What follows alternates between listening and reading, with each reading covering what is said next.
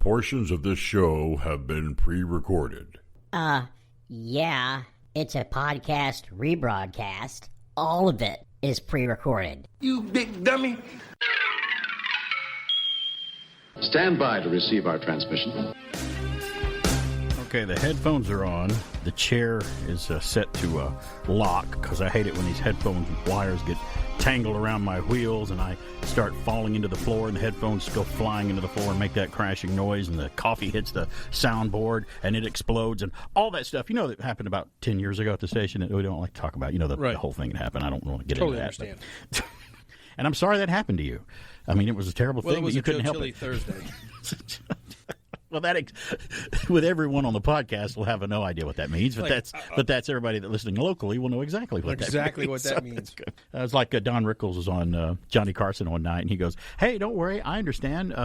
You know, if Dave Tennant has his way, you'll have a free TV, and so will everyone else here at the Tonight Show." And the audience was silent. And he goes, "Now that's an inside joke, and by your reaction, you know exactly that it was." Because nobody laughed. Because Don Rickles was hilarious, yeah. Hey, it's BK on the air, AM 1450, 100.3 FM, WBHF. We also broadcast on the Tunein and the Radio Garden apps. You know, when I went over to the Radio Garden app, I'm astounded at my thickness and my dumbness sometimes. I'm so thick when things go by me. I'm like, how come every time because I download it, I have both the Radio Garden app and the Tunein app. You can hear us on those. Just if you're not within the listening area, you can always use the app to listen. Mm-hmm. When you open the Radio Garden app, it will show a little spinning symbol. It looks like the earth with a little green dot, and it says planting seeds. And then it comes up, and they're ready to go, and you can go to whatever station you wish. I'm like, well, that's cool. What is that? That's interesting. I don't know why they put that on there. I'm like, duh, garden. Dumbass. It's called Radio Garden. I don't know why I didn't get that till just the other day. I'm like, oh, sometimes a light goes off in my head like, and I finally got it after like 7 weeks of having the app. I just didn't. I'm like, that's why they put it on there. And no one had to tell me. At least I figured it out on my own. I'm just Thankfully. slow. But now that you're admitting it out loud. I'm just slow. It's like when I was a kid. Sometimes things just go past you. Like when I was a kid, I didn't get it. And I even the words I mispronounced. When you know how a movie or a book series or something is of a certain genre, and genre is spelled Genre. No, I spelled it with a J. Genre. Okay. As a kid, I thought it was genre. But I'd never heard anyone say the word. I'd only seen it in print because I was reading comic books. I like them comic genres. Certain genre, yeah. And the superhero, the Submariner, I used to call him the Submariner. Because the word at the beginning of mariner is marine. And your marine aircraft, marine bay, whatever. And I thought it was mariner. Until I had to hear someone say it that knew what they were talking about. So it's still that way in the Navy. If you are assigned to a sub, you are part of the submariners, even though you're serving on a submarine. And you don't have pointed ears or wings on your ankles. No, you don't. And wearing green trunks. Nope. I hope they don't make that. Well, he is coming from what I hear. He is. I think I heard a rumor that the Submariner will be at least hinted upon. I've heard rumors that in the next Wakanda movie, the next Black Panther movie, which is the next Marvel movie, believe it or not, that's the next one coming out. It will be, and he was even kind of mentioned in the Black Panther movie. They said something. Someone said a line somewhere about certain subterranean people. That refers to him and his people. So, if Marvel Studios do it, they'll do it correctly. They'll have him look. I don't know. I'm sure. They haven't been hitting 100 or batting 1,000 the last couple of episodes. I mean, I'll say the last episode. If you want to do the last couple, Doctor Strange was great. I did love Doctor Strange. I'm talking about more like Eternals. Oh, that's before Doctor Strange. Yes, right. Those, yeah. Phase 4 is. I think Phase 4. I don't know what's going on in Phase 4. I don't know what they're building toward. I don't know what's big, because before we knew Thanos and his army's coming, or it's a reference to the next movie or something's happening. I don't know what the build-up here is. Maybe it's there, but I'm not smart enough to notice it, and Marvel will say, oh, this is how that all ties in. Okay. So I don't know what's Phase 4 is about. Phase 4 seems a little chaotic right now. Yes, it's full of chouse, you say? Another word. Chouse. I thought chaos was chouse when I was a kid because that's how it's spelled. I'm hooked on phonics. No Way Home is so good. It is. It's great. And it opened the door for Doctor Strange, which was really, really good. And a lot more.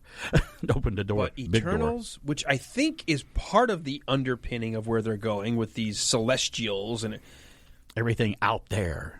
And it's like, but let's not forget that there's also that whole subplot from Guardians of the Galaxy 2, the people in gold and the creation of Adam. Yes, Adam Warlock. And that was left episodes and episodes and episodes, or movies ago. We have completely forgotten. Are we going to? Is that going to factor into what's coming up? At least, and the end of the Eternals had Thanos' brother showing up, right? Which is so. We'll see what. I don't know what's going on. It feels. I'm going to use the word I used earlier in the week. It's a little discombobulated. Discombobulated.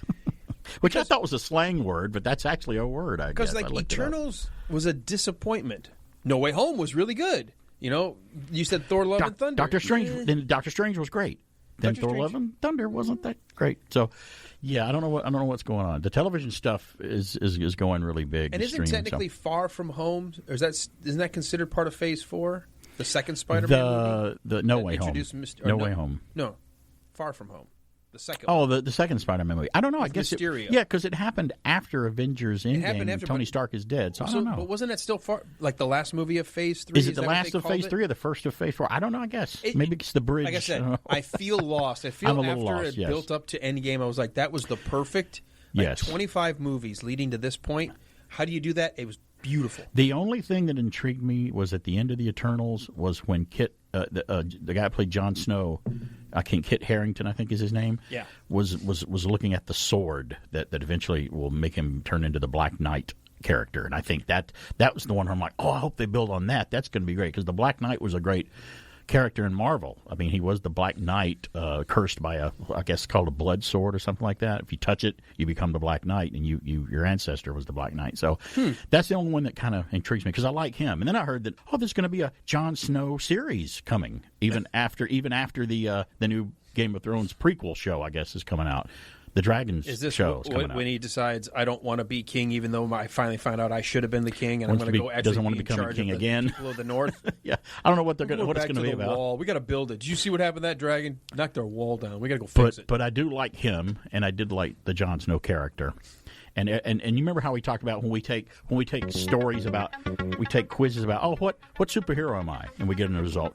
What character am I? What house am I in Hogwarts in Harry Potter? Every time I take a quiz, what house are you in Game of Thrones, I get the same result every time. And I answer it truthfully. I get Stark every time, because it's just, and to me, that was my favorite house of the show. Welcome to Iron Man. I told you you're on the wrong team. It's the wrong Stark. No, I'm Ant-Man. I'm Ant-Man. Marvel. I wanted to be Captain America. I could have done it easily, but I'm really Ant-Man and Paul Rudd. So, speaking on there, we got a lot coming up, and some guests coming up on the show today. I'll tell you about that after the break. And we'll have more and more fun and more stories when we come back. It's PK on the air. Stronger than a whale, he can swim anywhere. He can breathe underwater and go flying through the air.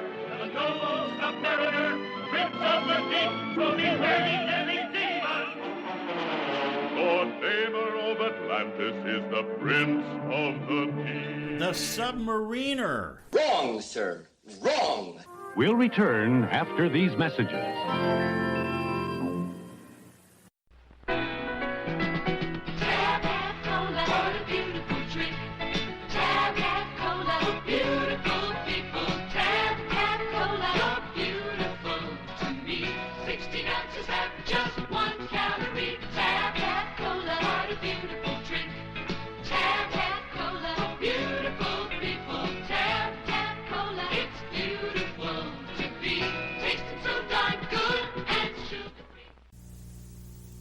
What's so special about an Oreo cookie? It's a creamy lick and chocolate sensation. O-R-E-O. It's a creamy lick and chocolate sensation. O-R-E-O. There's only one Oreo cookie. Creamy, luscious inside, real chocolate cookies outside. It's a creamy lick and chocolate sensation. O-R-E-O. Oreo cookies from Nabisco. America's cookie jar.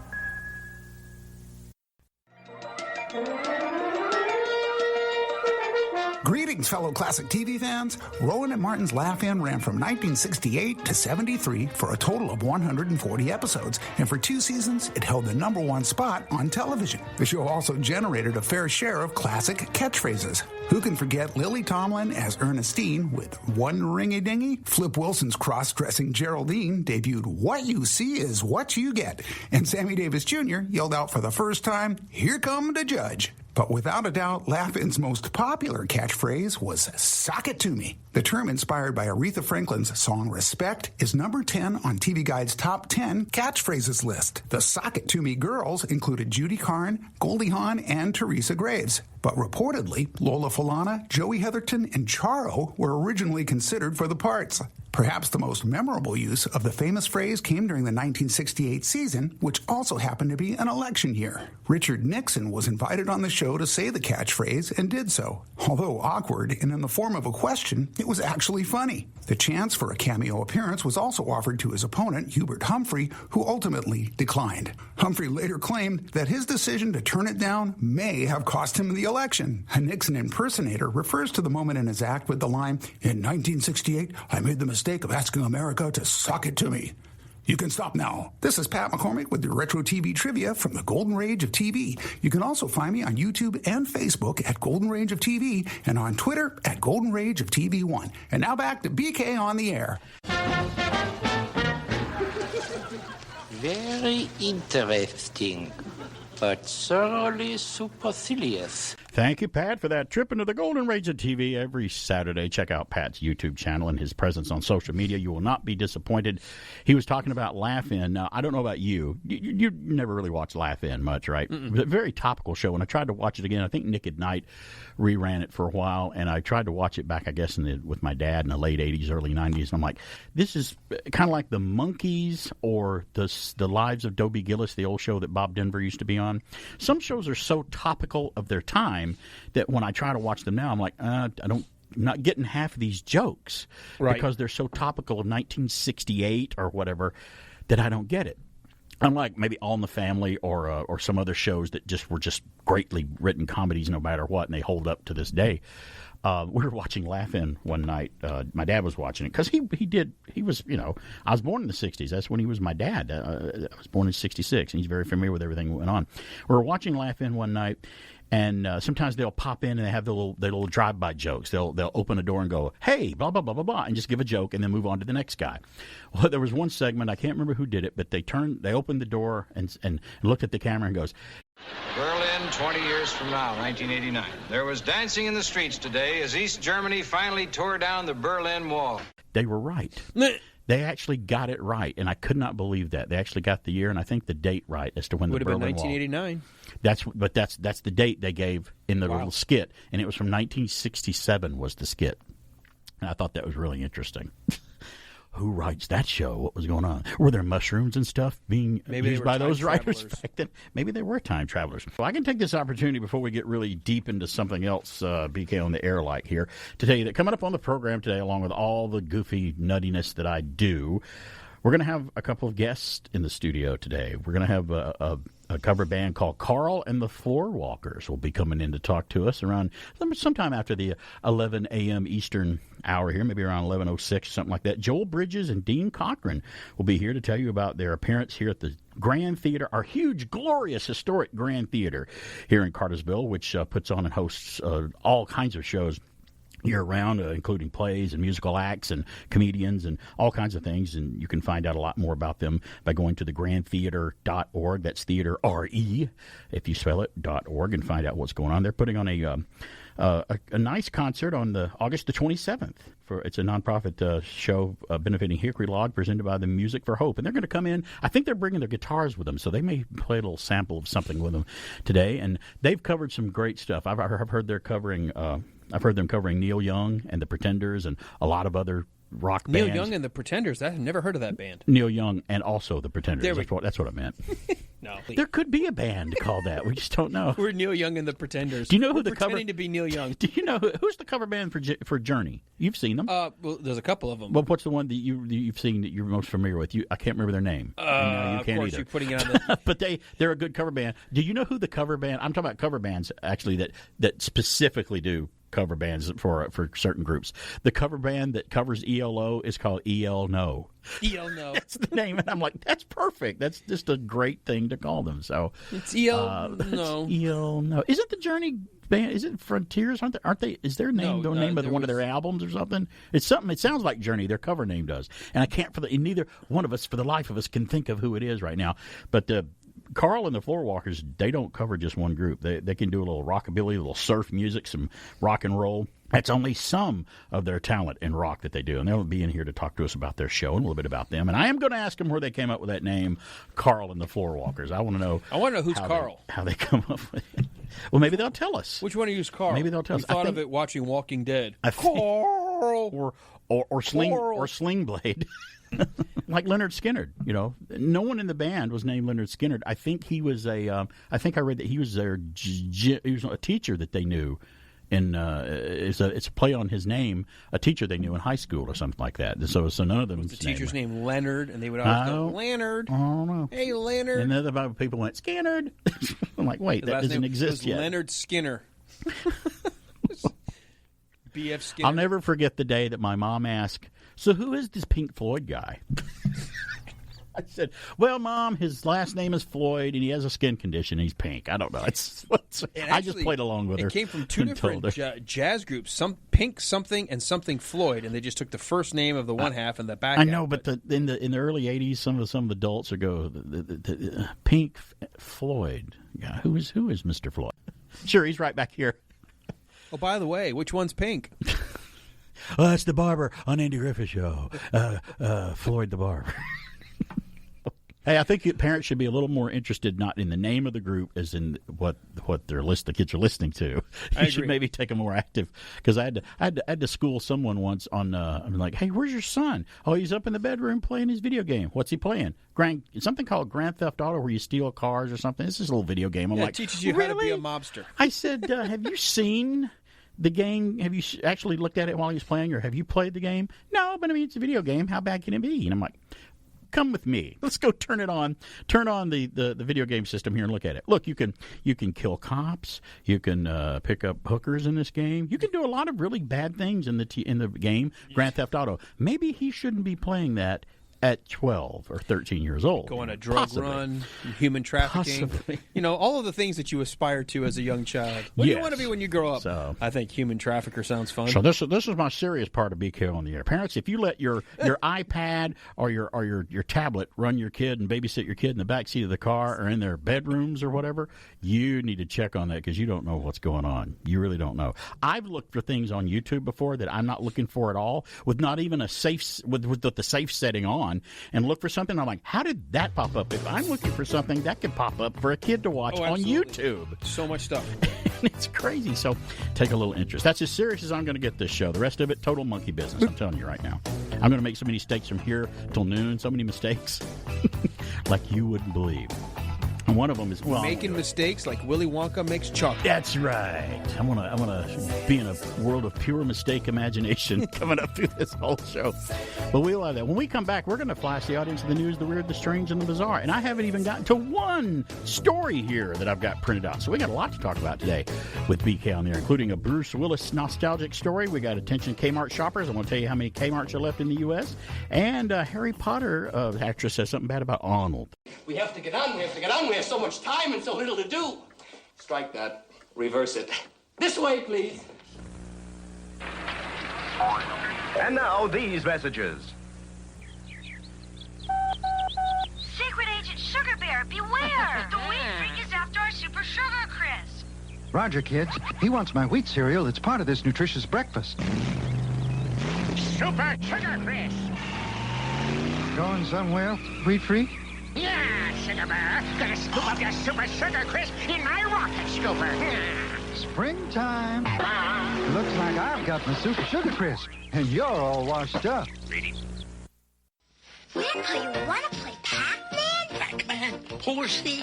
I'll show you, Grandpa. Pac-Man is a video game cartridge you have to buy separately to play on the Atari video computer system. Your parents hook it up to the TV. Those are supposed to be the ghosts after Pac-Man. Watch out, Grandpa. Stick with me. You're You'll get the hang of it. This is the Atari Video Computer System. Pac-Man and other video game cartridges are each sold separately. Then there is what could only be a bizarre coincidence or something else.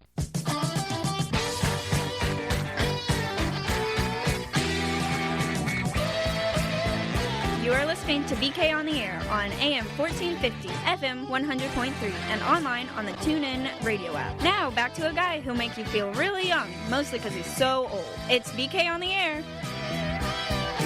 Hey, we're back. It's BK on the air here on AM 1450 and 100.3 FM WBHF. If you enjoy the show, you can always listen to it on Saturday. I do kind of transform it like a transformer. How's those transformers go when they transform it into a podcast? See there, it's transforming into a podcast right there as we speak. You can hear it on the I got a YouTube channel.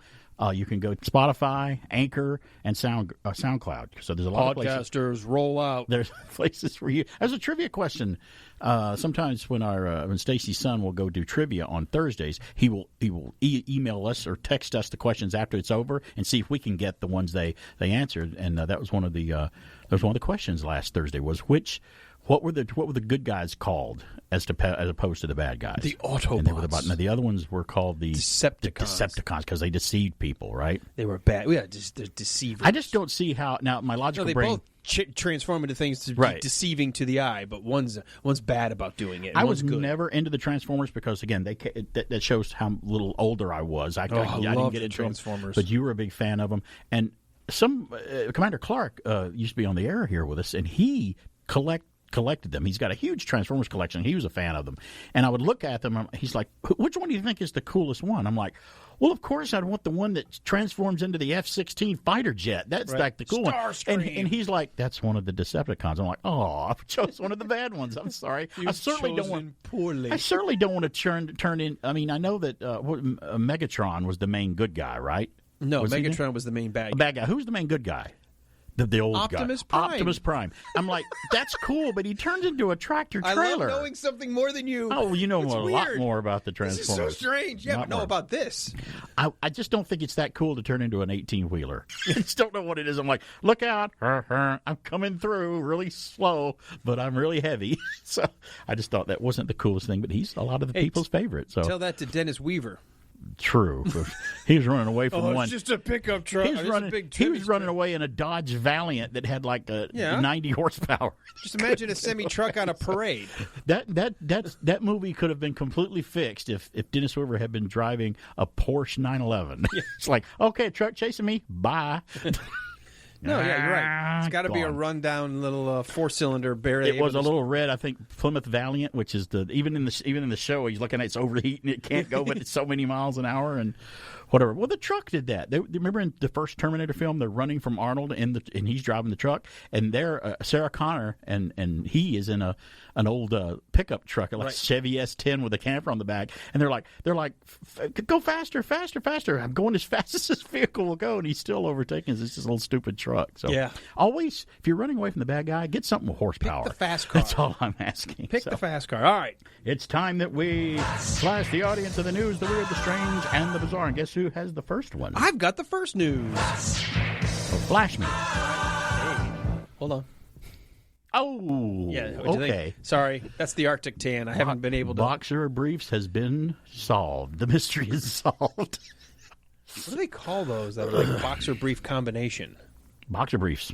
What they're called? I think that's what they call them. Okay, there you go. A little bit too much information on the radio, but I actually changed those a few years ago. I'm like, I tried boxers once. I'm like, this feels like I'm wearing swimming trunks under my pants. I hate that, and I wasn't used to wearing them. So I'm like, I tried the boxer briefs. I'm like, oh, these are great. I like these. That's awesome. I won't tell you why, but I do. They're snug. Well, that's one of the many reasons. Yeah. It's like a hug. It's comforting. Now, this story has nothing to do with any of that. So let's go ahead and get the first news. We'll reset. A trio of pitmasters at a Texas barbecue restaurant broke a Guinness World Record by grilling food for 40 hours, 49 minutes, and 17 seconds. Love me some barbecue. Yeah, some Texas barbecue. Texas is different than Carolina barbecue. Just be aware of that. That's true. These three guys from Panther City Barbecue in Fort Worth barbecued nonstop to break the record for the longest barbecue marathon team, which was previously set at 40 hours and 53 seconds by an Italian team back in 2017. A Guinness adjudicator was on hand to verify the attempt following all of the organization's rules. The judge presented the team with a certificate at the end of their grilling marathon. The record attempt was sponsored by Texas Monthly Magazine and Travel Texas, the official Texas Tourism Association. Yes. The barbecuing trio cooked up to 450 pounds of burger, 300 pounds of tablitas, 300 pounds of fajitas, 100 pounds each of onions and peppers during the attempt. The food was then donated to local frontline workers and charities. I'll have to do the gremlins here for a second. Yum, yum. You almost sound like Tasmanian Devil at the same time. You know, that's... they have some left over, probably. Why don't we just do a road trip? I love it that in Texas it was also Tex-Mex based. You got some fajitas in there. You're grilling peppers and onions. I could just bring the fajitas, keep them coming. Well, the next news, which happens to be, it might be a related story here from UPI. The Florida Highway Patrol said one cow remained on the loose this past Tuesday, one day after 70 cows were released onto the Florida Turnpike when a semi-truck caught fire. The FHP said the 47-year-old truck driver, who's from Alabama, told investigators he pulled over to the side of the Florida Turnpike near the Canoe Creek Service Plaza and released about 70 cattle from his truck when the vehicle caught fire about 11:38 a.m. So basically, he saved their lives. Yeah, saved their lives. Burn up and turn into barbecue. Emergency responders on horseback searched the nearby woods for cows that wandered away from the highway. Don't have a cow, man. That's right. The FHP said only one cow was believed to still be on the loose as of this last Tuesday. He may have been caught by now, but he may have been picked up by someone on their way to the Fort Worth, Texas barbecue marathon. We don't know. So he could be on his way. He could already be part of the snacks. That's okay. I've got the next news. If I had to do it myself, I would be a vegetarian because I love all the animals. If I had to kill them like that and do it, I'm like, I can't do it now because I hire a hitman. I don't do it myself. Well, let's head across the pond to a British movie theater chain is offering free tickets to people with red hair for 2 days amid a heat wave in the country. Why? Well, Showcase Cinemas announced on its website and social media accounts that redheads can get free tickets to the movies of their choice on Monday and Tuesday as part of the chain's Sun Protecting Flicks, or SPF promotion. Experts say redheads are more vulnerable than most to the sun's rays. The promotion is limited to 1 ticket per day for each red-haired person. What if I identify as a redhead?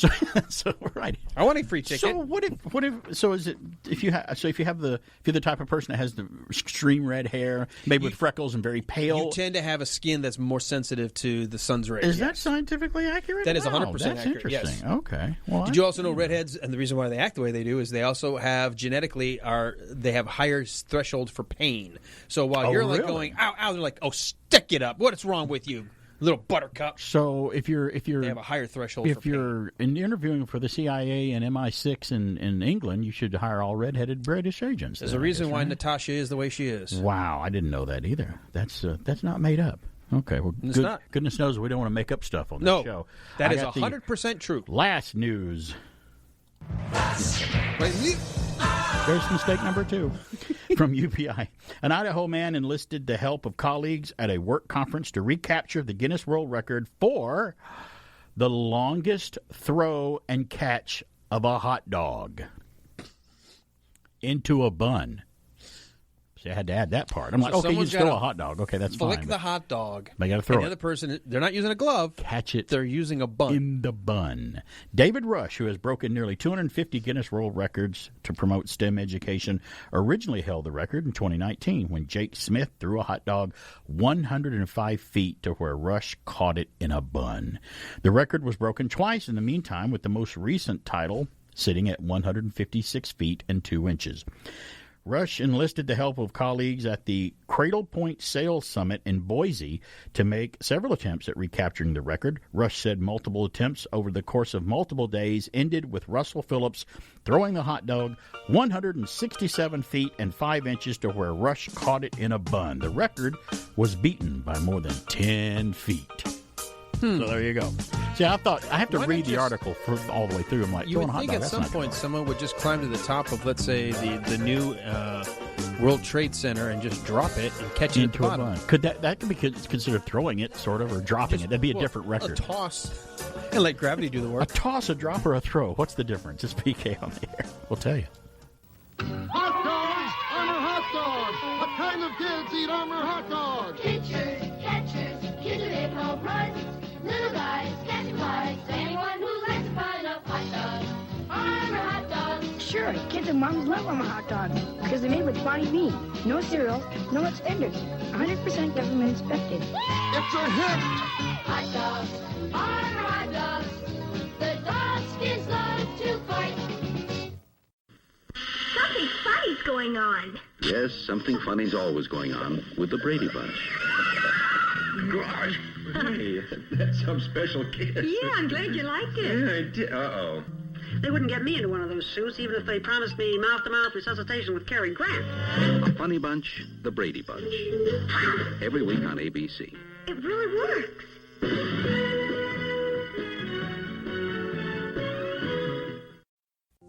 This summer, take the ride of your life. Dodge bullets, leap from skyscrapers, and survive 127 blazing minutes of non-stop excitement. Welcome to the party! All in 70mm 6-track Dolby Stereo that will blow you through the back wall of the theater.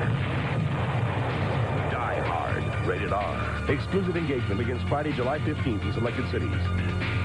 That's right, Die Hard. Bruce Willis, back in 1988. Why do I play that? Hey, BK, why are you playing a Die Hard Hey, trailer? BK, why are you playing a Die Hard trailer? Besides the fact that Christmas in July makes sense to me. That's a good straight man. I like that. Well, I play that because I got a story here from Fox. The story's from Fox News, but it was all over the place this week. Bruce Willis honors Die Hard anniversary at Nakatomi Plaza, in quotes, rooftop. Like coming home again. Bruce Willis celebrated that 34th anniversary of the blockbuster Die Hard by paying a visit to the famous rooftop of the towering Nakatomi Plaza. On this last Friday, Willis's wife, Emma Hemming, shared a video montage featuring scenes from the beloved action film, intercut with a clip of the star standing on the rooftop looking out over the horizons. Quote, on top of Nakatomi Plaza, 34 years later, unquote, she wrote, referring, of course, to the Fox Plaza building in Los Angeles where Die Hard was filmed. I've been right in front of that building before. I've been right there to look at it on a Hollywood trip. It's not as big as you think it is. It's not as big as it looks in the film. Everything looks bigger in film anyway, and in Texas, I hear. The sweet nostalgic footage was, of course, set to Ode to Joy from Beethoven, one of the film's most memorable music scores. Yes. Die Hard debuted, as we know, July 15th, 1988, and was a surprise hit, grossing $140 million and cementing Willis as a bankable leading man and action hero. And both Alan and I know that wasn't the case when the movie poster was first released. They didn't want to put him on the movie poster because he was a comedic actor on Moonlighting, and some people were joking around, but later on, they learned a lot different. The sweet post comes several months, obviously, after Willis's family released a statement announcing he would be stepping back from the spotlight. In March, she, along with Bruce Willis's ex-wife, Demi Moore, and the actor's 5 daughters, shared a joint family statement announcing that the 67-year-old actor is taking time for himself due to a diagnosis which is impacting his cognitive abilities. And that was unfortunate that we heard about that, but I don't know how hard it's hit him yet because I don't think he's done any interviews lately since that diagnosis. So that was a little nostalgic story there for you about Bruce Willis actually going to the top of the Fox Plaza. Love it. Where that took place. Love it. I had a chance to tour around myself. When I was there, I was on an IBM thing, and I had a couple hours before I had to get to the airport. Drove around, walked in there. I think they all get kind of like the eye rolls. I'm like, hey, can I look around? I'm like, yeah, go ahead. You're a Die Hard fan. All right, we get it. But it was late in the day. There wasn't anybody in the building. They were like, just, whatever. Just make sure you don't break anything. But you weren't the annoying pain in the if they had said, backside, come on, if you don't have business here, I would have left. Right. But I walked around the lobby. It was obviously just like in the movie as far as the walls and the decorations. Obviously, the computer console's different. And the shape of the outside of the building, it's the building. You can tell. Building. And the coolest thing is I went into the parking garage, and I went everywhere, and I could see every camera angle where they were filming Argyle in the limousine. It was great, yeah. I was like, this is so cool. I'm actually in the filming location of Die Hard. I wanted to get a good shot of the building, and you have to get go down the street a little far. I think it's the Avenues of the America is the name of the street that it's on. And I had to go down a couple of blocks down to get a good shot of the building. And when I snapped the shot and I looked at it, I'm like, how did that happen? It was a great shot, but there was a big hawk or bird right to the left of the building sailing away from it, and it was just in my shot. I'm like, that's cool. That's the shot. I don't know what that means, accident. But that's really cool. 770-386-1450 is our number. Someone's calling right now. Oh, I think I know who this is. BK on the air. Hello. Hello. Oh, it's our happiest caller of all time, Eric. Hello, Eric. Yeah. Hello. What is your name, Mayor? I'm Wilfred Brimley. Yeah. That's what you call me. I'm on everything. Now, do you want to talk about diabetes, Eric? A while ago, did I not hear you mix up Megatron with Optimus Prime? No, I didn't mix him up at all. No, when were you listening? You did, and then yes, you did. You asked me, but you asked me, did you hear it? And I'm like, no, you didn't. And then you base for the Optimus Prime. Give me your geek card back. Well, listen. I'll give you my kid card back because I was not a kid anymore. I didn't follow the Transformers. I was already grown up at that point. Again, why are we still friends? And I often ask myself that a lot when I'm off the air. Careful, that question cuts both ways. That's true. Hey, you're my friend, Eric, because you listen to the show and we love you. That's why. As you heard, I was here to help fix the ship. The last thing we want is for the wrong information to be out there. Yes, because, Eric, you call and correct us a different way than some other people do, and we appreciate that. We appreciate your correction. You need to be on the radio. Well, no, don't say that. That's the last thing management needs to hear is we don't need to be on the radio. Please don't do that to us. No, I didn't say we. We have to eat. I can stay. I have to eat too, come on. I have to eat and pay my bills. Please, come on. Don't say that. After you hang up, you'll think about it and go, that wasn't too bad. I shouldn't have said that to BK. You have besmirched the Transformers. Besmirched. That's true. Yeah. No, can I ask you, Eric, can I ask you a question about Transformers? Can I ask you one? Go ahead. In the movie, did you cry when he died? When you first saw it as a kid? Did you cry?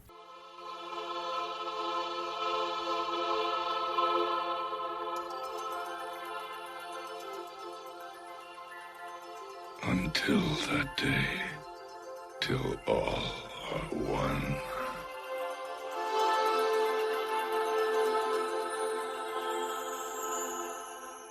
Yes. Okay.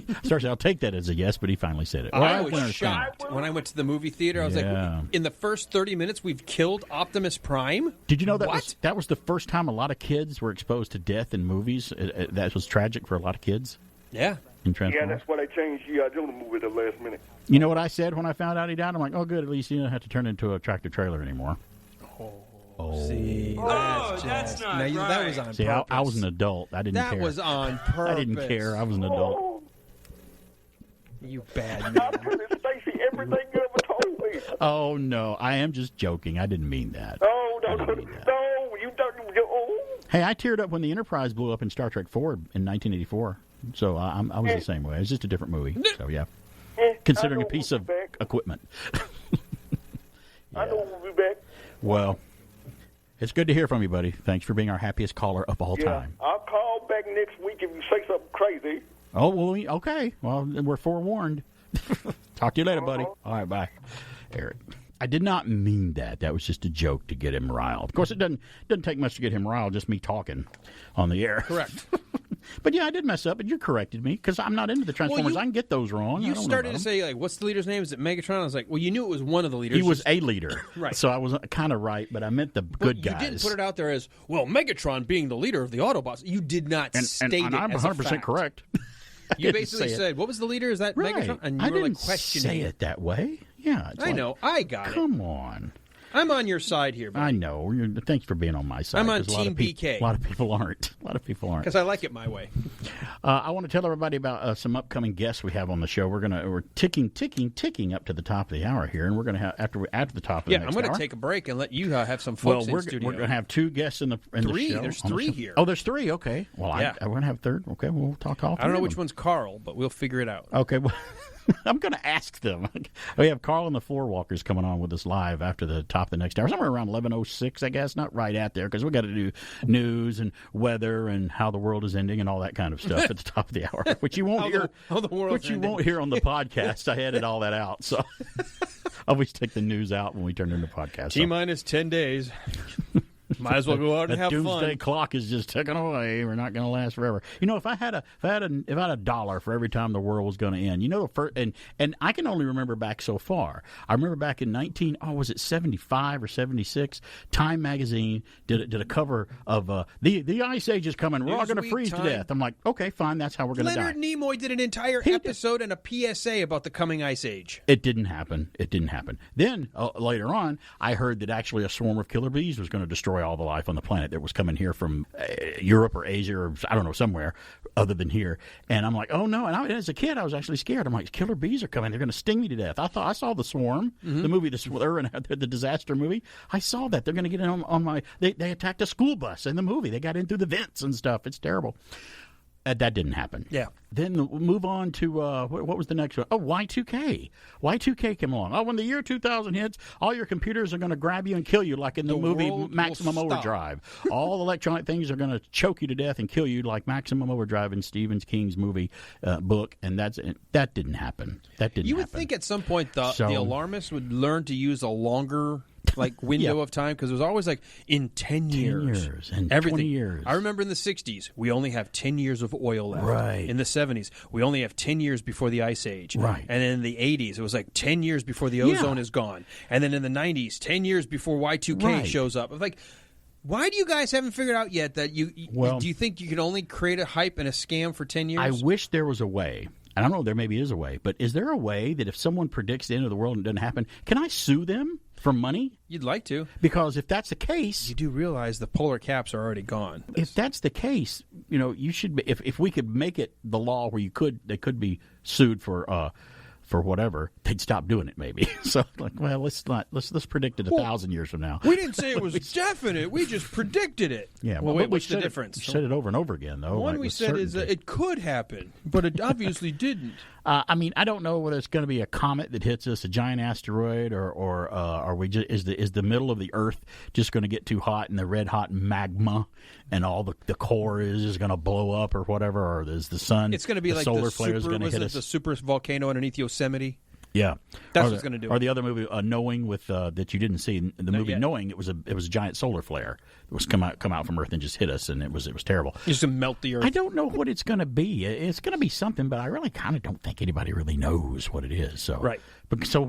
Pardon me, I'm 56 years old. Alan's a little younger, but we've been around the block a few times. If you come up with something and say, the world is going to end in 10 years by giant praying mantises coming out of the core of the volcanoes, I'm like, okay, well, I'm going to take that. Well, that's actually a more realistic one than I've heard in a long time. But I'm going to hear, there's a movie Bug that came out about cockroaches from volcanic ashes. I can see how we'd film this. They'd submit their idea on a piece of paper. We'd take it, we'd throw it behind us, and there'd be a giant mound of paper with all of the other predictions of how the world was going to end. And we just pick one and go, okay, I guess this is it. We'll just add it to the pile. Now, don't get me wrong. I don't want anybody to be right all of a sudden, because I would like to stay around for a little while longer at least. But the world coming in, boy, does Hollywood like to destroy the Earth. They love to just completely go, this is how the world's going to end, and we've made about 22 films since the 50s to show you how. It's good entertainment sometimes, whether it be a volcano, a swarm of bees, or an intergalactic alien coming along. An invasion. So it's BK on there. I'll contemplate the end of the world on this show, so stand by. You're gonna die in there.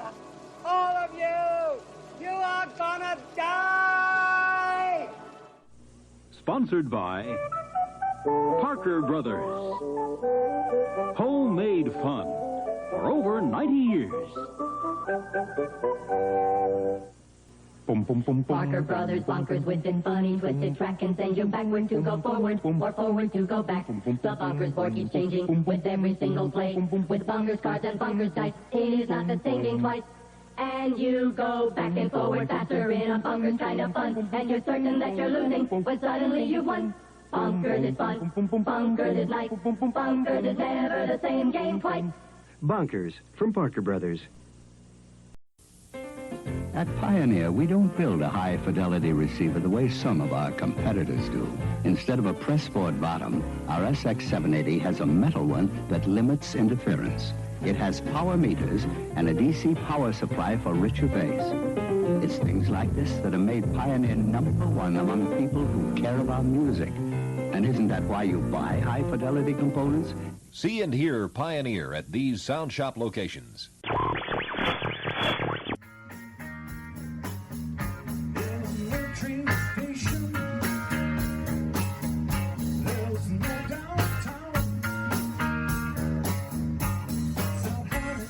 Hey, we're back. It's BK on the air here, and what you're listening to right there, that's Carl and the Floorwalkers down at Rockin' Shop just a few weeks ago.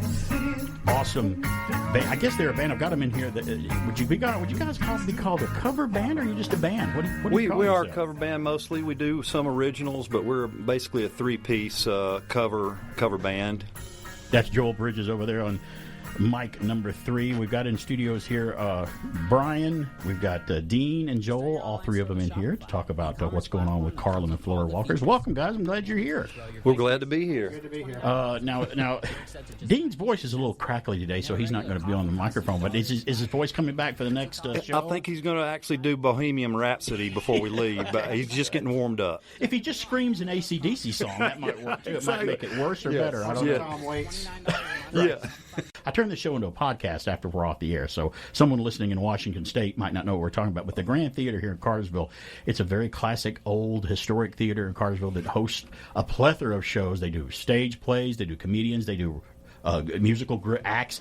Everybody shows up here at the Grand. I think we had B.J. Thomas a few years ago, and a lot of other folks came by. Yeah. So I've done some plays at the Grand. So it's a beautiful theater over there. So you guys have got a show coming up August 27th.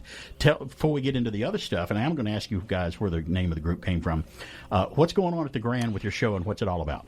We are promoting the show Saturday, August 27th, right here in downtown Cartersville, like you said, at the historic Grand Theater. Great venue. We're just honored to be able to do it in our hometown. You know, we all grew up here in Cartersville, so it's really special to be able to play in our hometown at the Grand Theater, the historic Grand Theater. But it's basically a benefit, a fundraiser for Hickory Log here in Cartersville, Bartow County. Great organization. We've had them on the air here, and they've talked to us quite a bit of what they do there. Yes, Hickory Log Personal Care Home. They provide a safe place to call home for men with special needs. So it's a great cause. There's going to be some, like I said, we're local. Our good friend Scott Thompson is going to be opening up for us. He's a very talented, multi-layered artist from Rome, Georgia. He's worth the price of admission right there. But we'll still play. So hey, I've heard you down at Rockin' Shop just a few doors down the way here. You guys are worth to see too. It's Appreciate it. Fantastic. It's also presented by Music for Hope, right? Is involved in that? Yes. Music for Hope is. And I'll plug the website musicforhope.rocks. That's ROCKS. Musicforhope.rocks is our website. We're registered, nonprofit 501c. Of course, donations are tax deductible. The tickets proceeds are going to Hickory Log, like we say. It's a local charity. We do local charities. We do music events for local charities. So, and it's a great cause. We did an event a few years ago. We raised over $5,000 for Hickory Log. They were able to replace their air conditioner in their van. Oh, wow, that's great. And they do a lot of good work over there. They're a great organization. Yes. Now, Dean's back there, got his guitar on his lap, and he's the one that's resting his voice. But I noticed one of the groups that you guys covers the Stones, and I think he's got a Stones T-shirt on. I noticed the lips. There you go. Stones are represented well in the studio here. And let me go over to Brian here. Brian, you what's your role in the group, and what do you do? I'm the drummer. You're the banger, right? Yes. If you're off, everybody else is off, right? Yeah. He's the groove master. Master. That's awesome. He's never off. In your release, you cover the Stones, you cover the band, Tom Petty, Neil Young, David Bowie, Johnny Cash, the Pretenders I just played, and I actually heard you guys do you did Neil Young song. Right, we did Heart of Gold. Yeah, on YouTube do a couple before. of Neil Young. And let me say something about y'all's covers. I've heard a few people cover the Pretenders and Neil Young, but when I was watching the Heart of Gold Neil Young cover that you guys have on YouTube, I was blown away. I know. I've got a really picky ear when it comes to people covering people. I'm like, well, okay, that was all right, but it wasn't great. Like I say, one of my favorite groups is ELO with Jeff Lynne, Electric Light Orchestra, and they have a cover band called EL No. It's their cover band, which is a great thing. Yeah. You know, we have a local band that covers Journey that comes to the Grand Theater sometimes. That's a pretty wide range of people to cover. And when I heard your Neil Young cover, especially of Heart of Gold, with the harmonica and everything, I was blown away. My wife was listening with me, and she's like, what is that? I'm like, it's the Carl and the Floorwalkers. They're coming on the show tomorrow morning. And she thought it was great. We thought that was a great cover. So you guys are talented. We're big fans. We appreciate it. I mean, we like to think that, it just we're home, like I say, Cartersville boys, and the songs we do come from the heart, and we play songs like straight out of the Georgia dirt, is what I like to say, just There's that kind of it. Yeah. That's for sure.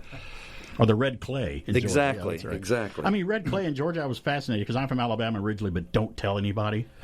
But when I drive over to my hometown in my area of Alabama that I'm from, it's almost like right when I cross the state line. There's no red clay in Alabama. Just as soon as I cross the border into Georgia, there's the red clay. I don't see it in Alabama anywhere. Well, I'm glad that you guys are here. You guys brought your guitars with you, so I think you might actually wanting to play something. What can you guys play for us on the air live? Well, we're not strictly a cover band. We do write original songs. We'd love to share an original song, one or two that we have.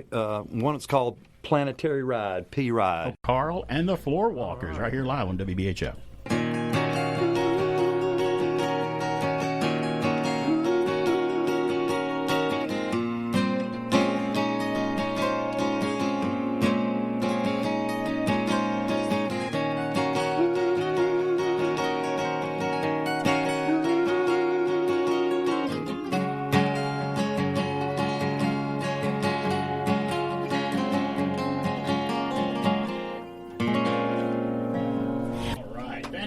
Speaking on there, we'll be back momentarily with Carl and the Floorwalkers. And now, these messages.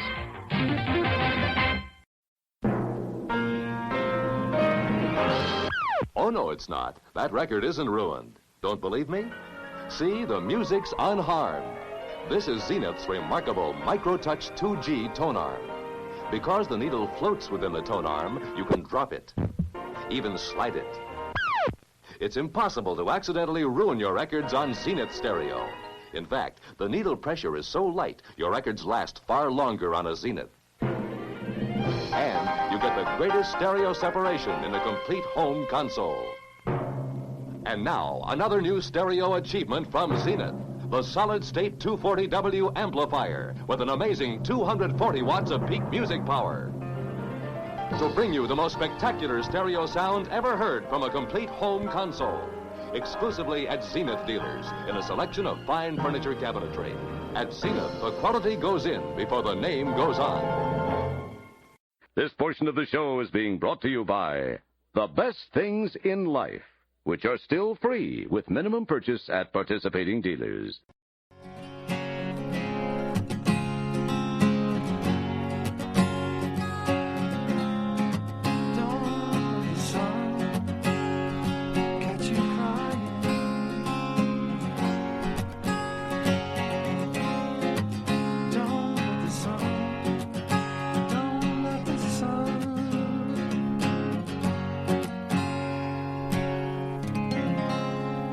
Hey, we're back. It's BK on the air here on AM 1450 and 100.3 FM WBHF. A little live Carl and the Floorwalkers in the studio. If my mom had heard that right there, she would have hooked her because that was one of her favorite songs. I love that song, too. Yeah.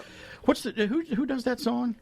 That is Jerry and the Pacemakers. And the Pacemakers. And it's Jerry with a G. Right. Now, did they didn't do, what's the song called? Ferry Across the Mersey. Yeah, that's the same. That's the same group. Okay, that's what I thought. All right. Brian is the encyclopedia, so any questions you have. I needed Brian on the cruise ship with us last year when we took our cruise because they did a music trivia thing, and we came in third. And I'm like, well, if I only had Brian with me, we could have won the little Carnival ship trophy. That would have been great. Well, let's remind everybody, tickets $25. It can be purchased at thegrandtheater.org. That's theater, R-E, not E-R. We spell it the correct, wonderful way, that's the way they spell it. Starts at 7 p.m. It's a great local music event, and as you heard, it's for a great worthy cause for the Hickory Log, presented by Music for Hope at the Grand Theater. And I want to run through right quick. You guys have to tell me in the limited time we've got left here, where did the name Carl and the Floorwalkers come from? Cool Hand Luke is one of my favorite movies. Oh, yeah, Paul Newman. Yeah, great movie. And there's a character in the movie that's like oversees the barracks that they stay in. Right. And his name was Carr in the movie. Right. But I always thought he said Carl. And when he introduced himself to all the guys, he said, "I'm Carl, the floor walker." But it turns out after the fact that his name was Carr. C-A-R-R. But I always thought he said Carl. And there was a band that you were in, or with Andy, right? Called Yes, Carl I and the came Floor. up with the name, and we used it in another band before this one. So your name for the band actually came from a mistaken hearing of the wrong name. Yeah, imagine that. Yes. That's great. See, I always wondered, because Al and I were talking this morning, we're like, there's not a Carl in the band. Where does the Carl come from? That's not always the case. Even Tom Petty and the Heartbreakers was called Mudcrutch first. Yeah, Remember that? or Hootie and the Blowfish, Right. or what? There's no Hootie, you know. Toad the Wet Sprocket. I think that's from a Monty Python reference. Let me go through right quick. We'll start with Dean. And Dean, I know you can't talk, but you can say it to where at least we can hear it. Who are you influenced by? You can share his mic. Yeah. Who are you influenced by? Who's your favorite? One of your favorite groups or people in rock or music? Since I'm a guitar player, I lean toward guitar players. So nothing wrong with that. Some of the best tones for me and guitar players: Mark Knopfler, Dire Straits. Oh yeah. Brian May. The Queen, one of my favorites. Yeah. Billy Gibbons. ZZ Top. Yeah. Oh my goodness, you're picking some great ones. And I have to, if you go back way earlier, I have to mention Elvis Presley. Yep. And not as a guitar player necessarily, but music. His guitar player, Scotty Moore, is definitely fantastic. one of my favorites. Oh, yeah. And then, of course, Johnny Cash. A lot of the Sun Studio musicians. Gotcha. Carl Perkins. Yeah. Carl all Perkins. those guys. Yeah. Jerry Lee Lewis. Yes. So that's some of my influences. As guitarist, I'd have to throw Chuck Berry in there too, man. He started some of the other stuff. Yeah. Joel, how about you? Who influenced you and who do you love? Well, with this band, Carl and the Floorwalkers, we lean more toward the blues and the roots. Of course, the Rolling Stones, the Kinks. Those are the bread and butter. I love the British Invasion and the punk stuff. That the Kinks did. And of course, the band. I love the band with Levon Helm and Robbie Robertson and so forth.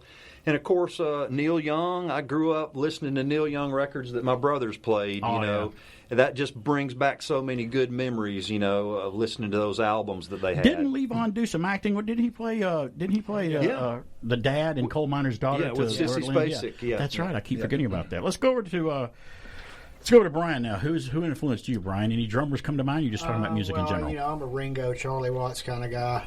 Ringo Starr, of course. Stuart Copeland from the Police is probably my all-time favorite. Oh yeah.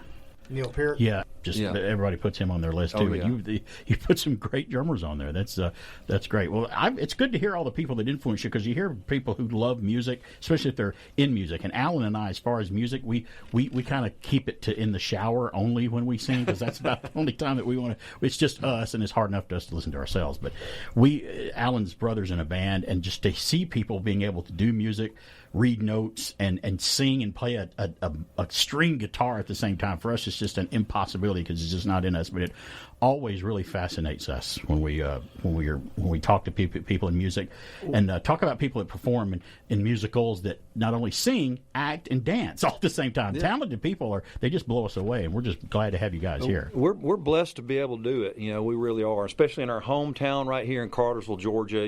Like we say, growing up here, being able to play at the Grand Theater is just a real honor for us, and we put a lot into it. We really try to put our heart and soul into it.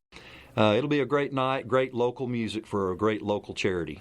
Well, that's fantastic. I'm so happy to have you guys in here. Everybody, remember, you can see them at the Grand Theater on August the 27th. It's for a good cause. It's presented by Music for Hope for the Hickory Log Organization here in Cartersville. It's on August 27th. Yeah, go ahead. If I could add one more quick story. Basically, if you come the 27th, you'll get to see me in my Spider-Man suit, basically. Really? Yeah. Really? Well, when I was 8 or 9 years old, I'm a huge Marvel fan. Spider-Man was probably one of the coolest shows on television, and the theme song, especially, that grabbed me. You're talking about the '60s cartoon, yeah. Oh exactly, yeah. And of course, along with Hawaii 5-0 theme song, those are two of my favorites. Which I consider probably the best theme song of all time. Hawaii 5-0. It's a great piece. Yes, with the drums. But anyway, Spider-Man was probably the coolest show on at that time. And I told my mom, I said, I want to be Spider-Man. I want to jump from building to building and shoot the webs and swing from building to building.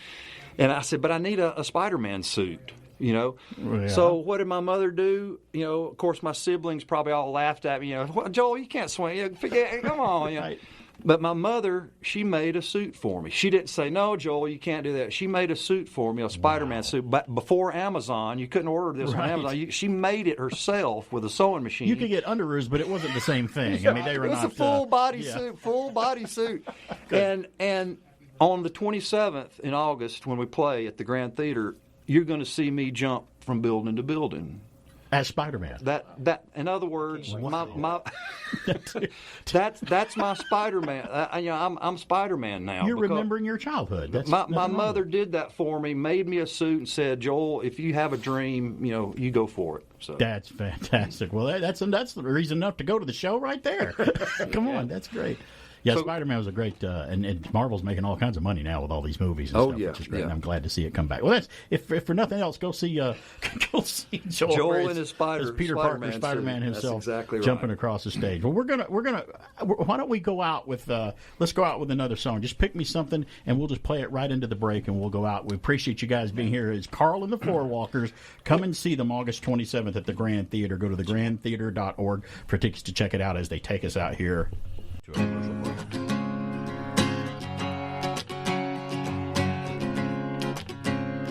go back to the cherry and the pacemaker. Don't let the sun catch you crying.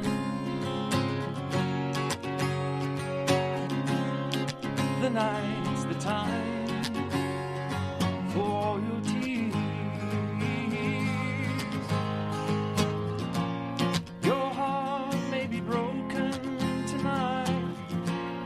But tomorrow in the morning light. Speaking on the air, we'll be back. Don't let the sun.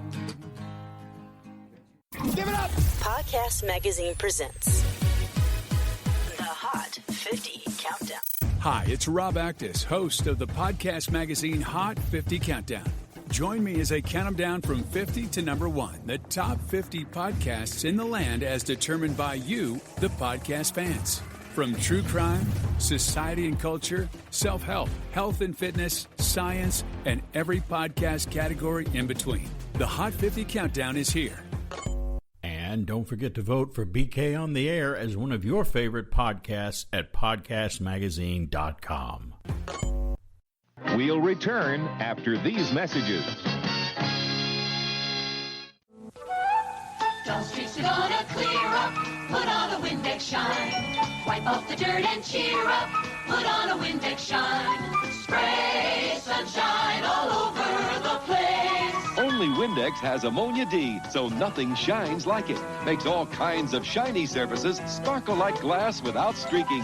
Spray sunshine, it makes you feel fine when you put on a Windex Shine. When you need a little lift, but you just can't take a break, chew Wrigley's Spearmint Gum. The cool, refreshing feeling of Wrigley's Spearmint Gum puts a little lift in everything you do. That nice, fresh flavor, that crisp, clean taste, that Wrigley's Spearmint pickup is going for you. Wrigley's Spearmint Gum really keeps you humming. Wrigley's Spearmint Gum keeps you humming along. Wrigley's Spearmint Gum really keeps you humming. 16 million times a day, people everywhere enjoy a refreshing little lift chewing Wrigley's Spearmint Gum. The cool, refreshing flavor that keeps you humming.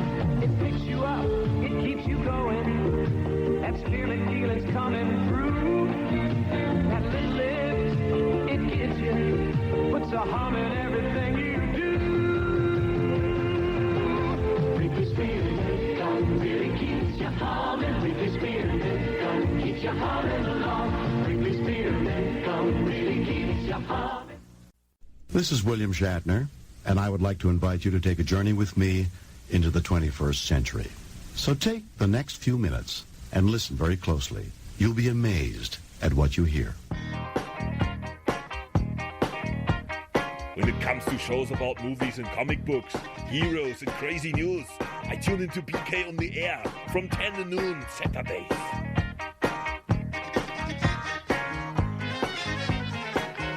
Hey, we're back. It's BK on the air here on AM 1450 and 100.3 FM WBHF. I want to thank Carl and the Floor Walkers for coming in with us and being on the air live here. Their show is coming up at the Grand Theater here in Cartersville, August 27th at 7 p.m. Check them out. I felt better when I went out there talking to them. They said, "Oh, we're all big Rush fans. We love Rush." I'm like, "You could have mentioned them more." So thank you. No, but seriously, that's awesome. I love live music. We were talking about. Yeah. I heard another radio show talking about this. Another radio show. And it's true.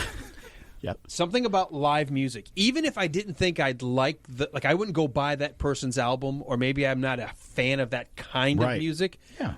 If they're playing live, suddenly I'm like, you know what? That's okay. I don't mind it. It's filling the room. They're Feels talented. good. I mean, they're talented. Sometimes you don't like people. I find myself all the time, especially with like a cover band, when they can sound so good. Yep. And I say to my wife, "We'll be at a place," and I'm like, "They're making that music up there. They're not playing it off of a CD. Yeah. They're literally making the music." And you music." and I are always just floored by that because we just can't do it. It's just so hard to. I tried piano lessons in junior high school, and I gave it up going, "What am I doing? I can't do this. It's crazy." Can't hold a note in a barrel. I can't. Yeah, it's just it's insane. insane. You and the genie, you find the little bottle, and you're like, you get 3 wishes. One of my wishes would be just give me some musical. I don't care what it is. Some music talent. Yeah, I would love to just be able to play or sing better than I do. Yes, just something. Do you know what the genie? Like I'm missing something. You know what the genie would tell us? He'd go, "Have another wish. I can't do that." Like, look, I'd rather you wish for more wishes, which is against the rules, but I'd rather do that. Yeah, wish for a gazillion dollars. You can do whatever you want. I got to have something to work with to start. I can't just make something from nothing. Yeah. What's the song from Sound of Music? Nothing comes from nothing. Nothing ever could. That's us. He's going to start singing that. Here comes the music. Talk about guitar players, people who play certain instruments and whatnot. I saw. There's a guitarist with Fleetwood Mac. You know who I'm talking about, Lindsey Buckingham. And when he performs, he doesn't use a lot of people don't, but Lindsey is a finger picker. He doesn't use a pick. So when he's playing his guitar, you just see his fingers playing here and up on the arm of the guitar, and I'm like, how does he do? Number one, you strum down on the guitar with a pick. That's kind of how I did it. He goes up and down and flips around his fingers and stuff, and I'm just like, and sings at the same time, stays in tune and stays in time. That's a multifaceted brain that I just don't think I have. The more you practice, my brother said that the first time he was asked to sing a couple of songs, because he's a bassist, so he's usually keeping the bass line going, loves it, can sing harmony backup. But to take the lead, he said, I had to practice paying attention to the lyrics, listening to the beat, knowing where I was in the song, and play. He goes, it gave me a completely new respect for lead singers who play an instrument. Well, let's do a little on this day in history. You may have to go over to the next segment because we ran a little long. But that's okay. We're talking about music, and we love it. Yeah. July the 23rd, today, 1904, the ice cream cone was created during the St. Louis World's Fair. The first cone was reportedly by Charles E. Minches. It's on this day in history. Ice cream was invented before that, but the ice cream cone. Put it in a cone. Let's try it that way. And then later on as a kid, he never knew that I was going to take that cone or the bugle and think it was the Doomsday Machine from Star Trek. Looks just like it. I'm like, look at my bugle, my ice cream cone. It's shaped like a funnel. I went from the cake cone to the sugar cone, and now I'm a waffle cone person. I don't eat ice cream a lot, but when we go to the beach, we always have one stop at the ice cream shop and I get a waffle cone. I'm an equal opportunity cone eater. I think I like all of them. I'm not going to say no. If somebody said, here, I bought you this, I'm like, oh, I don't do that. No, on this day in history in 1966, same year I came into being in 1966, but in July the 23rd, Frank Sinatra, Strangers in the Night. Exchanging Talk about clothing. Singing. Okay, that's the other version, I think. That's the version I somehow That hit number one on this day in history. Talk about music. There you go, right there. There's one for you right there. Won a Grammy Award for Record of the Year and Best Male Vocal Performance by the chairman of the board himself. Doobie-doo. I say that all that's thinking about the Penguins. A scant 2 years later, 1967, the first successful liver transplant on a 19-month-old child at the University of Colorado happened in 1967. And I did not know it was that long ago the first liver transplant was performed. More music. Today and on this day in history, 1976, Wings released the song Let 'Em In, Paul McCartney and Wings. You remember that song, Live right? and Let Die? No, Let 'Em In. Let 'Em In. I actually had a conversation with a guy who's a music expert, and he mistakenly said that Live and Let Die was a Beatles song. I'm like, no, that's a Wings That's right. song. You know what threw him? It was produced by George Martin, who produced the Beatles. So it could have easily have been a Beatles song. With Paul singing, obviously. Yeah. But I said, no, that's Wings. He goes, that's a Wings song? Like, yes. Yeah. Also on this day in history, musically, Number 1 on the charts 40 years ago. Yeah, a little Human League. Don't you want me? Don't you want me, baby? I say that to Mrs. BK all the time. And her response is, if I did, I'd be over there. Or she said, if I already did because we're married. I said, I do. Hey, you know how they go, it still works. Oh, she goes, no. I got a lot of those, though, in the past. So, yeah. On this, I remember this. 1995, on this day in history, July the 23rd, the comet Hale-Bopp is discovered and becomes visible to the naked eye nearly a year later. And I wonder if all those people who committed mass suicide waiting for the UFO hiding behind it are regretting their decision. Again. You know that I don't know. Whoops. Was it Hale-Bopp? There wasn't? Yeah, it's the Hale-Bopp comet. We were in North Georgia, and I got to see it. Just in the North Georgia sky in the mountains with no light pollution at all.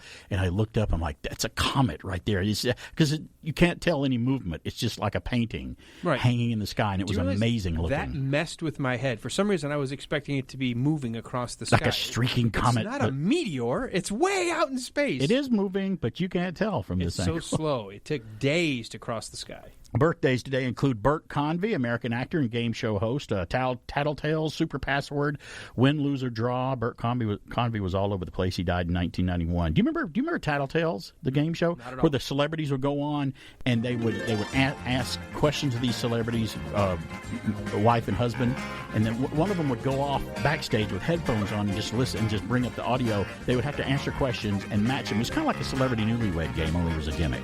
You had to match the questions with your spouse. And Chris Corman, Harvey Korman's son, actually told me once, he goes, yeah, I don't remember Tattletales of a lot of fondness because it broke up a lot of celebrity marriages, that game show did. I'm like, because they didn't answer the questions and got into an argument or something like that. Or That's maybe, what he said. So, like sometimes my wife says, there's things you just don't talk about in public. Yeah. I thought how cool it would be to go on the newlywed game, and I'm like, maybe not. Yeah. Because it could cause some friction. Because they ask him on the newer one, they ask some questions there where I'm like, my answer would be, no comment. I'm not answering this question. Sorry. Now, sorry, you signed a release form. You got to really answer all the questions. All right, I'm walking off the set. Yeah, then I'm not doing this. Yeah, we're done. I value my life too much. Exactly. Look, I have to live with her for the rest of my life. Today's Ronnie Cox's birthday. American actor, RoboCop, Total Recall, Deliverance. He even played an admiral or a captain, I think, on Star Trek: The Next Generation. Beverly Hills Cop, great actor, and he's a music singer guy too. By the way, he can play the guitar and do country music. He can. He actually plays the guitar in Deliverance. Today is Lydia Cornell's birthday. American actress, Sarah Rush. Too Close for Comfort. She played the blonde in the TV show Too Close for Comfort. You probably remember that show. Today is Woody Harrelson's birthday. A lot of credits. No need to mention him. We know exactly who that guy is, Woody Harrelson. Another everyday guy who you could probably sit down and have a beer with. Maybe. I don't know. Today is also Philip Seymour Hoffman's birthday. American actor. He died in 2014. Capote, Twister, Boogie Nights, Hunger Games. He was all over the place, too. Just an amazing actor. Another. And someone who would disappear into the role. He would. I mean, Capote, I'm like, did they dig up Capote and put him on the screen? When he played the bad guy in the J.J. Abrams Mission Impossible, he's like, I'm going to hurt you. I'm going to hurt everyone around you. And you believed it. And like, jeez. Here's the guy that's talking like Capote in the movie. He's like the stoner dude from Twister. You know? Oh, yeah. He's like, hey, man. The tornado is like an F4. Or the very first movie he was in was Son of a Woman. He was the snitch. That's right. He was the kid whose dad was like, you turn them all in because you need to. And seeing him in those roles and seeing him as the villain later, yeah, you were pretty surprised. Oh my gosh, so good. Oh, even the bumbling assistant in The Big Lebowski. Yeah, that was again total different roles everywhere. Every role that was like maybe his criteria. Oh, am I going to do a role? Is it totally different from the last 10 that I did? Okay, then I'll do it. So good. Mr. Lebowski's in mourning. He's waiting for you by the fireplace. It's just great. No, we did not know that, dude. We did not know that. So good. So many lines I want to quote, and I can't. One more. Today is Daniel Radcliffe's birthday, and it says here Harry. English actor. I'm like, he's English? I didn't know that. Really? Come on, they put English actor on there. Unfortunately, I've never seen him in anything other than Harry Potter. I need to see him in something else. And he's good. He plays quirky roles, and I like those choices. You want me to make you feel old? Harry Potter's 33 years old now. He's 33. Chew on that for a while. Expecto Patronum! Ring around the collar, ring around the collar. Those dirty rings. You try soaking them out and scrubbing them out, and you can still come out with Ring around the collar. Now try Whisk. Whisk outcleans any other laundry product because it sinks in and starts to clean before you start to wash. Gets even permanent press collars really clean. You won't hear ring around the collar with Whisk. Miss Montgomery, this is an audience survey. Anything new on Bewitched for ABC's second season? Oh, yes. We're moving to a new time, half an hour earlier, so the whole family can watch Bewitched. It'll be on at 8:30, 7:30 Central Time. Judy Carn, does Love on a Rooftop have new plans for the second season? Oh, yes, we're moving, you know. Not away from our rooftop or San Francisco, but we're going to follow Bewitched on Thursday night. Marlo Thomas? Hi. Yes, I'm that girl, and I'll still be seeing you at 9:30. Oh, well, you'll still be seeing me. Oh, we'll all be seeing each other. Bewitched at 8:30, Love on a Rooftop at 9, and I said, look, if you'll just tune in at 8:30 and stay until 10, you won't miss a thing. There'll be a whole new look to Thursday night. Bewitched half an hour earlier, followed by Love on a Rooftop, and then That Girl. Please join us in color on ABC.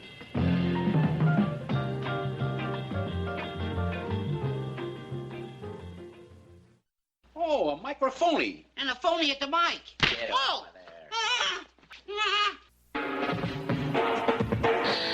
And now back to the guy who can actually walk and chew gum at the same time. It's BK on the air.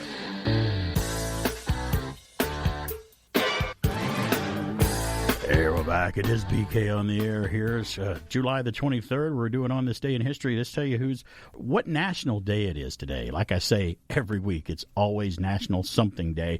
And some people think these are silly, but I think they're fun because it just gets you to think about certain things. And maybe, if it's National Check Your Fire Alarm Day or something like that, it helps you do that. Or it helps you promote stuff that you might have forgotten about. One of these that you'll get to, there's a whole day at the booth because of it. Well, let's see. I don't know because I don't bring them all down. So let's see if I don't print them all, just the ones that I'm interested in. So let's see. If I miss it, you tell me what it is. Today is Gorgeous Grandma Day. Oh, hey, National Grandma. Gorgeous Grandma. There's a few of them out there in Hollywood. Aunt May turned into a nice. No, well, she's. I don't think Marissa Tomei is a real grandmother. I'm talking about some of the actresses that are real. Do you know Susan Lucci's a grandmother? Of course. And she still looks pretty nice. 70-something, I'd hope she still looks nice. Today is National Vanilla Ice Cream Day today. Yes, is that the my one you were favorite. mentioning? No. Okay, I didn't. That's the only. That's the only two I printed. You that I did talked not about. tell everybody that today is the National Day of the Cowboy. Is it? Today's the National Day of the Cowboy. Okay, There's an entire I'm festival glad you told me that. on the grounds of the booth and inside the Booth Western Art Museum, right here in town, Cowboy Town. If you had to pick your favorite Western, now we loved lists, but if you had to watch one Western for the rest of your life over and over and over again that you never That's get the sick trick. of, Over and what over, would it? Tombstone. Okay, so it would be Tombstone. Okay. That's the one That's a never good get tired of. That's a good one. For me, it would probably either be Outlaw Josie Wales with Clint Eastwood or Tombstone. That would be two good ones. Because I was going to say Unforgiven, which is probably my favorite Western, but that's such a heavy movie. Well, I don't know that I would watch it every day. And where a lot of Tombstone people has a lot of fun, a lot of good one-liners, yeah. and a lot of action. I mean, Tombstone is really good. That's great. So it is National Cowboy Day of the Cowboy Day today. That's great. So yeah. Well, I wanted to talk about this last week, and I didn't have time to get to it. And I think I may have even put it on Facebook and social media, but I can talk about it today. It's a name brand, and it's a saving. It's a good day to be at Kmart. Kmart, we've got it and we've got it good. At Kmart, we've got it and we've got it good. It's a good feeling walking through our door. One good department after another, all in one good store. It's a good day, we're saving our way, and we'll do our best to make you glad that you came. Kmart, we've got it and we've got it good. At Kmart, we've got it and we've got it good. Maybe it wasn't as good a trip to Kmart as it used to be to Sears, but I remember going to Kmart a lot as a kid, even up into the 80s. That spot there was from 1984, Kmart Jingle. You remember going to Kmart, don't you? That was the big store before Walmart came along. It was Kmart. Was The thing I remember most as a kid going to Kmart, and I would bug my mom every time, is they had the hot, soft pretzels and they had the Slurpee machine where you could either get a cherry or a Coke Slurpee. And as a kid, I wanted a cherry Slurpee and a pretzel. And Mom was like, "Well, if you're good, then you'll get one." Well, you didn't get one, did you ever? No, I still to this day, my two favorite things if I go to a theme park, give me one of those fat, just salted, soft pretzels. Oh. So at one point, a few times, you were good, weren't you? I guess. I wasn't. I was terrified to be bad because my mom did the thing where when your father finds out, and I. Oh, she didn't do it. She transferred it to your dad. No. We knew the warden was coming back at the end of the day and was going to whoop our tail. And Colonel Sanders was in the military, so he could do it, couldn't he? And he rolled up his sleeves and went into it with a smile. He's like, He goes, Can't trust wait me, to do this. I'm going to enjoy this more than you. When I went to Kmart as a kid, did you know what I coveted most and what I wanted from Kmart for some reason? Other than the toys. There's a lot of toys, obviously, that I wanted. When they had a blue light special, I wanted that blue light so bad because I'm like, I could attach this to my bike, and I could be you a wanted bike the little pulsing cop. blue strobe. I could be Adam 13. I could be Barry 12 driving around my bike as a cop with this flashing blue light. I loved that blue light. Didn't care what they were selling in the blue light special. I just was mesmerized by the strobe light. Did you hear mothballs are on a blue light special? Can we leave with the blue light? We don't need mothballs. Put on the blue light special. That's right. The blue light special. Well, this story comes from mentalfloss.com. Attention Kmart shoppers. There are only a certain amount of Kmart stores left in the continental United States, and I really didn't know how many. That's why I made this story, and I wanted to do it. Through the 70s, the 80s, and even the 90s, Kmart was a fixture of strip malls across America. Today, you can drive from coast to coast without spotting that chunky red K on the horizon, and it's kind of sad. Now, the Associated Press reports that there's just 3 Kmart stores left in the United States once the Avenel, New Jersey location closed on April the 16th of this year. People who shopped before the Internet era could remember Kmart's dominance in the retail sphere that Alan and I was just talking about. At its peak, the big box chain boasted more than 2,000 locations in the United States. That's a lot in the U.S. at one point for a department store. Movies and TV shows referenced the store. Celebrities slapped their name on its products, and average consumers went there for everything from clothes to school supplies. And pretzels, too, obviously, from what we heard from Alan. The brand's failure has been several decades in the making. In 2002, Kmart became the largest U.S. retailer to file for Chapter 11 bankruptcy. The rise of the online retailers like Amazon, of course, made it difficult for companies to mount a comeback. While competitors like Target and Walmart have been able to adapt to the shifting retail landscape, Kmart has steadily descended into obscurity.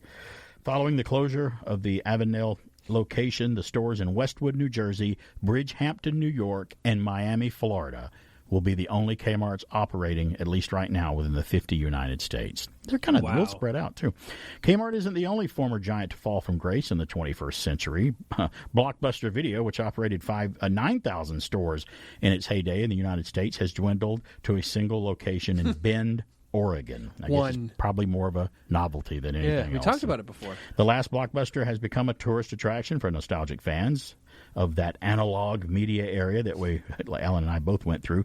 Now, it's unclear whether a similar cult following for Kmart can stop the last remaining locations from closing for good. Hey, rest in peace to Sears, too, because we can add Sears to that list as well. So a lot of stores I remember when I was little. There's no more Montgomery Ward. Woolco, Woolworths. Hudson's. Remember those? Yep. They're gone. They're gone. There was a chain that I remember. I don't know if you remember them. Maybe in regional. There was a store, and I don't know if it was part of the Kmart organization, but there was one called Big K. It had a giant K, and it was called the Big K Department Stores. And it was a department store like Kmart and Walmart. Was that when Kmart tried to sell food? They were trying to. I don't know, but this was a time? department store. No, this was just a department store like Kmart. Super Targets now. Sky City used to be another one. I don't know if that was regional. Maybe that was in the southeast United States only. There used to be one called Sky City Department Stores was here. So a lot of that's going on, and I'll miss them. But you know what? Time marches on, and things adapt, and I'm just glad now. It used to be when we were thinking about where to move when we got older, we're like, we want to move and retire. Or when I was younger, I'd go, yeah, but I don't want to move somewhere where I'm out in the middle of nowhere and I can't do or get anything. I don't want that. Well, it doesn't really matter anymore. You can live out in the middle of nowhere, and if you want something, get on Amazon and order it. They'll bring it to you with a drone. The drones will drop it. That's right. They'll bring it to you with a drone. You hear the sound like you sound like your killer bee swarm that we were worried about in the 70s coming overhead. It's just no, it's just a drone. Why do I worry about it? It's not going to happen. Oh, goodness. I want to squeeze in this story because I talked about it, and I want to try to get to all the stories I talked about. There's a Harry Potter actress that said Arnold Schwarzenegger farted in her face on the set. Did you hear that breaking story this week? No. That's the headline. Harry Potter actress Miriam Margolyes, or Margolyes, I can't remember how you pronounce her last name. She played Professor Sprout on Harry Potter. Revealed on the I've Got News for You podcast that she disliked working with Arnold Schwarzenegger on the 1999 movie End of Days. Remember that movie, yeah, I remember End of Days? Schwarzenegger allegedly farted on her face in between filming takes. She said that Schwarzenegger deliberately did it, and she still hasn't forgotten him. Wait a minute. What year did that movie come out? 1999. 22 years. And I don't know why she's bringing it up later, on a podcast, but she's breaking the news. 23 years later. This has been eating at me. Breaking the news and breaking the wind about this. Quote, he's a bit too... all that protein. He's a bit too full of himself, and I don't care for him at all. I don't like him. He was actually quite rude. He farted in my face. Now, I fart, of course. I do, but I don't fart in people's faces. He did it deliberately right in my face, unquote. That's what she said. Like, wow. She's holding a grudge, though. Quote, I was playing Satan's sister, and he was killing me, so he had me in a position where I couldn't escape and lying on the floor in the scene. And he just farted, she continued. It wasn't on film. It was during the pauses in between scenes, but I haven't forgiven him for it, unquote. That's what Professor Sprout says. End of Days was directed by Peter Hyams and starred Schwarzenegger as an ex-cop, if you remember, hunting Satan before he can bring about the Antichrist. She was known, of course, like I said, for playing Professor Sprout in the Harry Potter movies. She appeared as one of Satan's assistants on there, so there you go. I may have to rewatch that just for nostalgic. I remember it wasn't that good of a movie. Professor Sprout or Professor Splat? I don't know which is which. It was actually pretty good. Peter Hyams, I'm a fan of him because he directed Outland and Narrow Margin with Gene Hackman and Ann Archer. He's a good director. End of Days was okay. Kevin, what's the comedian that was in it? Kevin, who does the impressions, does a good Christopher Walken. Who am I thinking of? Kevin, what's his name? Why can't I think of his name? All right, now I got to look this up. Was he in? Are you talking about the short little guy? Yeah, he was in. He was in. You Can't Handle the Truth. Right. He was in A Few Good Men. Few Good Men. Kevin. No, I'm going to look it up here because I hate having to. I can't think of it. I'm running out of time. Kevin Pollak. Kevin Pollak. He was in it as well. He was in End of Days. I think that was his first big major breakthrough, dramatic scene or whatever. I thought it was A Few Good Men was his big break. Maybe that was it. I have to look at when did A Few Good Men come out. Maybe it was that one. I don't know. I could be wrong. Wait a minute. I could be wrong. A Few Good Men was 1992. Okay, so that was his first big dramatic role, I guess. I remember he goes, I'm here with Demi Moore and Tom Cruise, and I don't have anything to say here. You know what? I have no responsibilities here whatsoever. I can't handle the facts. Speak on there.